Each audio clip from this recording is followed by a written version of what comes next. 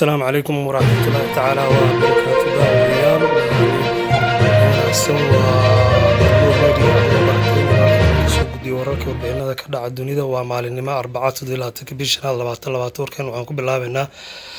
gudoomiyaha aqalka sare ee dowladda federaalka Soomaaliya ayaa sheegay in ay doorashada waqtigeedii ku qabsoomi doonto iskhilaafkii u dhaxeeyay labada mas'uul ee ugu sareeyay maamul goboleedka Puntland oo la sheegay inay ogolaaday inay wada hadal ay ku dhameeyaan dowladda Isutaga Imaaraadka Carabta ayaa waxa ay dacweysay amaba ay dacwad u gudbisay Jamhuuriyadda Soomaaliland iyadoo dacweynaysa madaxii hore wakiilka uga ahaa dowladda Imaaraadka dalkaasi ee Somaliland.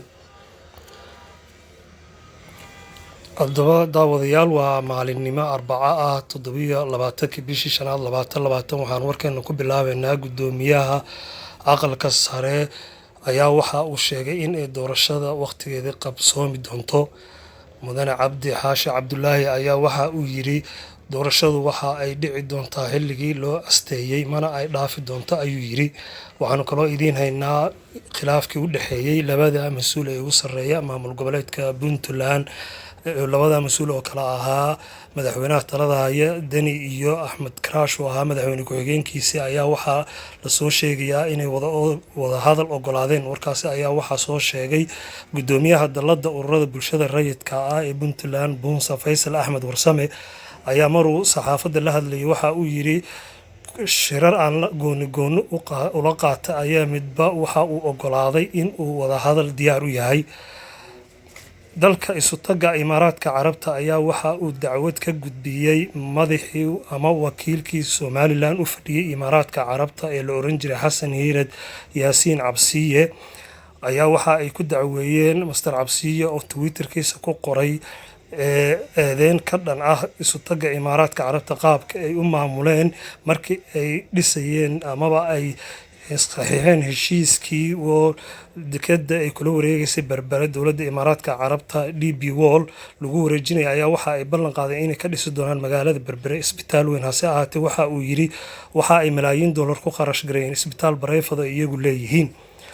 waxaan kaloo idiin haynaa daawadayaal haddaan u gudubno wararka qaaradda Afrika dalka Tanzania ayaa waxaa laga soo sheegayaa inay saameyn buuxda uu ku yeesho cudurka COVID-19 Tanzania oo weli ka indhasaaban in ay adduunyada inteeda kala raacdo ayaa madaxweynaha dalkaasi waxa uu amar ku bixiyay inaan wax lockdown ah dalka la gelin karin isagoo dhammaanba furay goobaha dalxiiska ama meelaha ay dadka sida suuqyada waaweyn ee laga dukaamaysto xeebaha loo damaashaadka tago iyo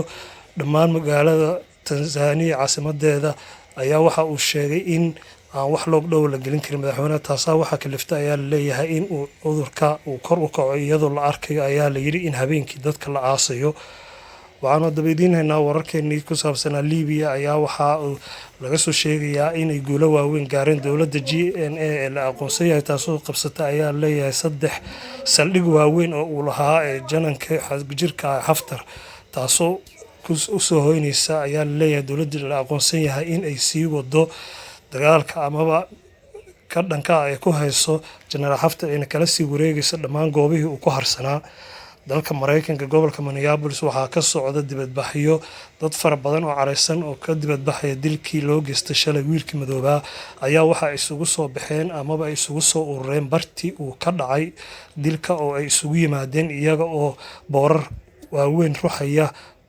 ayna ku qorayeen boorarkaasi waa in cadaaladda la horkeena ayay leeyihiin askartii falkaasi ku kacday amaba askarigii dilay ninkaasi madoobaa iyagoo goobtii uu ninkaasi ku dhintay ay ku sawireen qoraal amaba farcad oo ay ku sawireen meesha uu ninku yaalay markii ay naftu ka baxaysay. waxaan kaloo idiin haynaa daawadayaal dalka Georgia waxaa ka socda dibadbaxyo xoogan kuwaasoo looga soo horjeeda lockdownka ay dowladdu ku hayso dalkaasi Georgia ayaa waxa ay booliiska dalkaasi kala hor yimaadeen dadka dibadbaxaya sunta dadka ka ilmeysiisa waa boolmoog media tan iyo kulanti dambe oo xiiso leh. Wassalaamu calaykum waraxmatullahi